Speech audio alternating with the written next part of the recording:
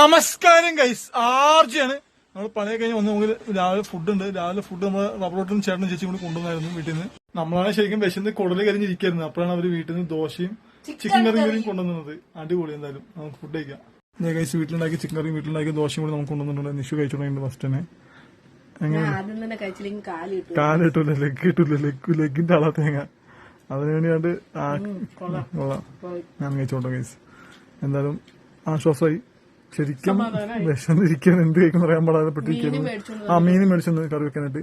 അപ്പൊ നമുക്ക് മീൻ അവിടെ കവറിലിരിപ്പുണ്ട്, കറി വെക്കണം. അപ്പൊ മീൻ കറി വെക്കാം. അപ്പൊ എല്ലാം സന്തോഷമുള്ളവരും താങ്ക് യു സോ മച്ച് ചേച്ചിയും ചേട്ടനും. അല്ലേ, പിന്നെ ബർത്ത്ഡേ വിഷയമാണ് ഇന്ന്. ഷാന ചേച്ചിയുടെ ബർത്ത്ഡേ ആണ്. അമ്മ happy birthday of the Shana ചേച്ചി. അപ്പൊ അടിപൊളി നമ്മുടെ ലൈഫിൽ ഏറ്റവും കൂടുതൽ നമുക്ക് കാണണം.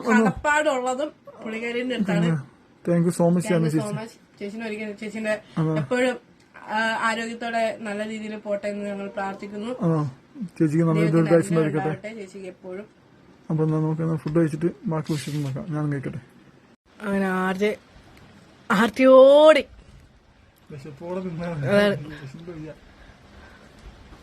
എങ്ങനെയുണ്ട്?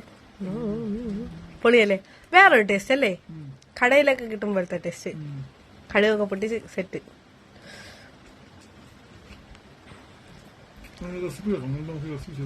ഓക്കെ, വലിയ എരിവൊന്നുമില്ല. ഞാൻ വിചാരിച്ചു ഭയങ്കര എരിവായിരിക്കുന്നു, പേടിച്ചിരിക്കായിരുന്നു.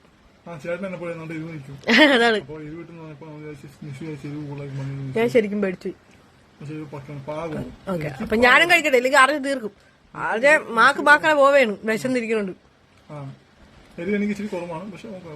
അതാണ്, വിശന്നിരുന്ന ഞാനല്ലാതെ ഒന്ന് ആർജെ. ഞാനും കഴിക്കട്ടെ ഗൈസ്.